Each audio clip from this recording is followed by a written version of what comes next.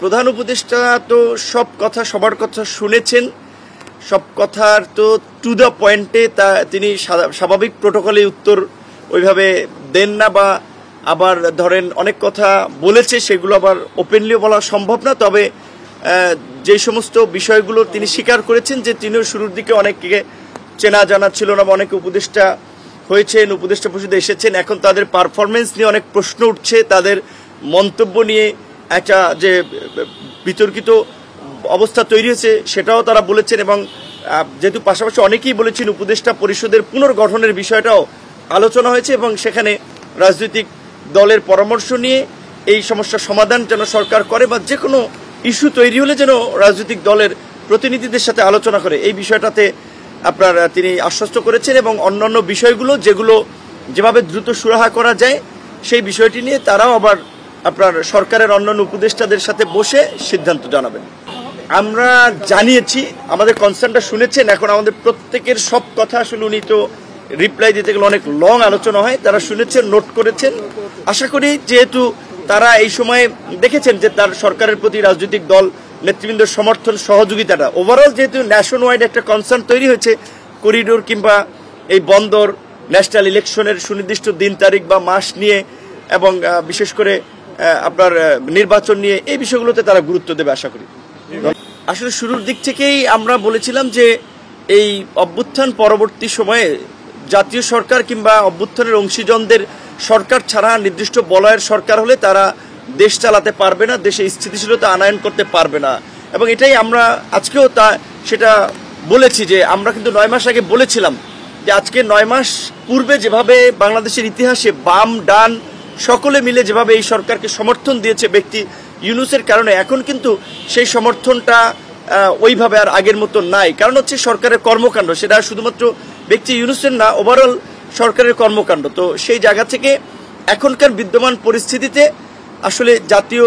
নির্বাচনটা যত দ্রুত হবে ততই দেশ সংকট থেকে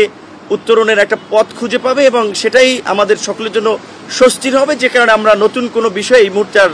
আলোচনায় আনি নাই। আপনারা জানেন যে আজকে গণ অধিকার পরিষদ সহ বেশ কয়েকটা রাজনৈতিক দলের সাথে চলমান পরিস্থিতিতে প্রধান উপদেষ্টার সাথে আলোচনা ছিল, যে আলোচনায় আমাদের দলের পক্ষ থেকে আমরা পরিষ্কারভাবেই জানিয়েছি যে যেসব উপদেষ্টাদের নিয়ে বিতর্ক রয়েছে, বিশেষ করে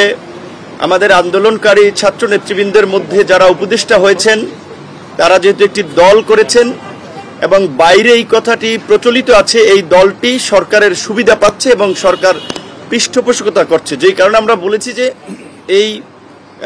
দলের সাথে সংশ্লিষ্ট এনসিপির দুজন উপদেষ্টা তাদেরকে অপসারণ করা বা তাদেরকে বুঝিয়ে পদত্যাগের দিকে নিয়ে যাওয়া, এটা সরকারের জন্য একটা ভালো দিক হবে। পাশাপাশি বিএনপির পক্ষ থেকে যেহেতু আরও একজন উপদেষ্টা নিয়ে তারা দ্বিমত পোষণ করেছে, সঙ্গত কারণেই এরকম বিষয়গুলোতে সরকার যেন ইতিবাচকভাবে আমলে নেয় এবং ঢাকা মহানগর দক্ষিণের সিটি কর্পোরেশন নির্বাচনে যে জটিলতা তৈরি হয়েছে এবং উত্তরের যে প্রশাসক নিয়ে তার হিজবুত তাহরীরের সাথে সংশ্লিষ্টতার অভিযোগ রয়েছে, এই বিষয়গুলোতে আমরা ব্যবস্থা নেওয়ার জন্য জানিয়েছি। এবং আপনারা লক্ষ্য করছেন যে এই সময় বিশেষ করে আমাদের দেশপ্রেমিক সামরিক বাহিনীর বিরুদ্ধে নানা ধরনের বিষেধাজ্ঞার বিদ্বেষ ছড়িয়ে সরকারের সাথে বা জনগণের মুখোমুখি দাঁড় করানোর একটা চেষ্টা করা হচ্ছে সামরিক বাহিনীকে। সরকার যেন সামরিক বাহিনী সহ পুরো প্রশাসনকে আস্থায় নিয়ে কাজ করে, তাদের সাথে যেন সরকার একটা ভালো আন্ডারস্ট্যান্ডিং থাকে। একই সাথে রাজনৈতিক দলগুলোর সাথে যে দূরত্ব তৈরি হয়েছে,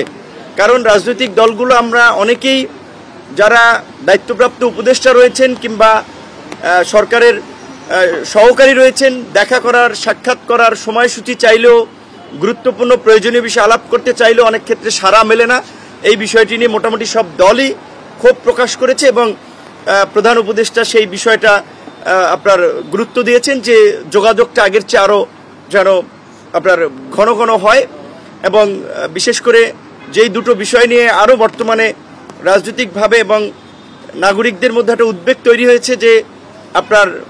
চট্টগ্রাম বন্দরের যে নিউমোরিং টার্মিনাল বিদেশিদের হাতে দেওয়া এবং করিডোর,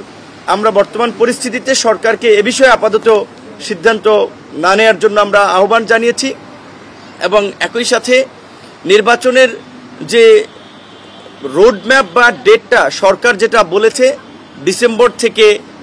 আপনার জুন, এটি একটি অস্পষ্ট সময়, কারণ এর মধ্যে রোজা আসবে, কুরবানি আসবে, ঈদ আসবে,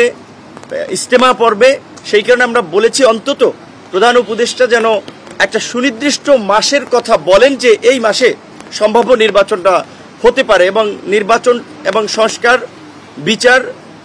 ডক্টর মোহাম্মদ ইউনূসের নেতৃত্বে অন্তর্বর্তীকালীন সরকারই করুক, আমরা সেটা চাই। সেক্ষেত্রে সরকার অভ্যন্তরীণভাবে কিংবা যে বাহ্যিকভাবে যে চাপগুলো কিংবা নানান ধরনের ষড়যন্ত্র তারা অনুভব করছে বা করবে, সেই ক্ষেত্রে আমরা পরিপূর্ণ তাকে সহযোগিতা করব আমাদের পক্ষ থেকে। এটাই ছিল মোটামুটি দলীয় এবং বিশেষ করে যারা আমরা একত্রেও ঢুকেছি, যেহেতু 2-3টা স্লটে বিভিন্ন রাজনৈতিক দলগুলোর প্রধানদের কিনে আজকে বসেছেন। এটাই ছিল মোটা দাগে আজকের এই আলোচনার বিষয়বস্তু।